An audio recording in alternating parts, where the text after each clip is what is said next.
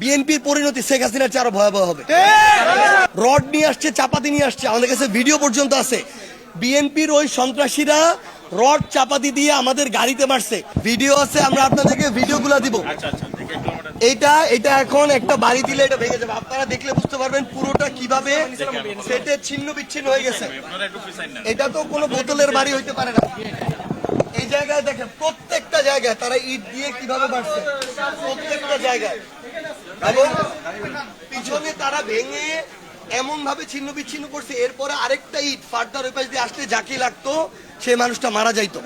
তো এখন মানুষ মারার এই ঠিকাদারি তারেক রহমান নিছে কিনা এটা তারেক রহমান বলা উচিত। যদি নেয়, ছাত্রদলকে যদি এভাবে সন্ত্রাসী পেটোয়া বাহিনী হিসেবে ব্যবহার করতে চায়, যদি তার দলকে তারেক রহমান কন্ট্রোল না করতে পারে, তাহলে বলুক যে আমি সন্ত্রাসী বাহিনী, সন্ত্রাসী ক্যাডার পালতেছি, ছাত্রদল আমার সন্ত্রাসী ক্যাডার, তারা হামলা করবে, আপনারা আপনাদের মতো রাজনীতি করেন, তাহলে আমরা আমাদের মতো রাজনীতি করব।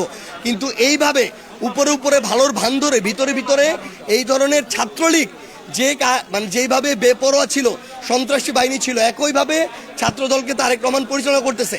এবং তারেক রহমানের এখানে গ্রিন সিগন্যাল ছাড়া, স্থানীয় বিএনপির গ্রিন সিগন্যাল ছাড়া ওই বিএনপি যুবদল, ছাত্রদলের যারা নেতৃবৃন্দ, তারা কোনোদিন এই হামলাটা করতে পারতো না।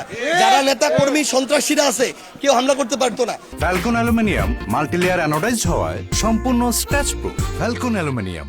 আমরা ওই প্রোগ্রাম শেষ করে 5 মাইল বাজারের ওইখানে দুপুরে খাওয়ার জায়গা ছিল, ওইখানে গেছি। রড নিয়ে আসছে, চাপাতি নিয়ে আসছে, আমাদের কাছে ভিডিও পর্যন্ত আছে। বিএনপির ওই সন্ত্রাসীরা রড চাপাতি দিয়ে আমাদের গাড়িতে মারছে। আমাদের এই যে দেখেন, এরা এখন চোখ চায়। শেখ হাসিনা ছিল রক্ত পিপাসু, এই তারেক রহমানের ছাত্র দলের সন্ত্রাসীরা হয়েছে চোখ পিপাসু। একটার চোখ হবিগঞ্জে তুলে নিছে, আরেকটার চোখ তুলে নেওয়ার জন্য এই যে এখানে চোখ দিয়ে চোখে বাড়ি মারছে। খাইতে গেছি পর্যন্ত, আমরা ওইখানে খাইতে গেছি, ওই জায়গায় পর্যন্ত তারা আমাদেরকে নামতে দেয় নাই। তাদের কথা হইলো যে এখানে বাংলাদেশে আবার একটা শেখ হাসিনার স্বৈরাচারের পরে বিএনপির আরেকটা স্বৈরাচার কায়েম করবে, আর কোন দলকে দাঁড়াইতে দিবে না।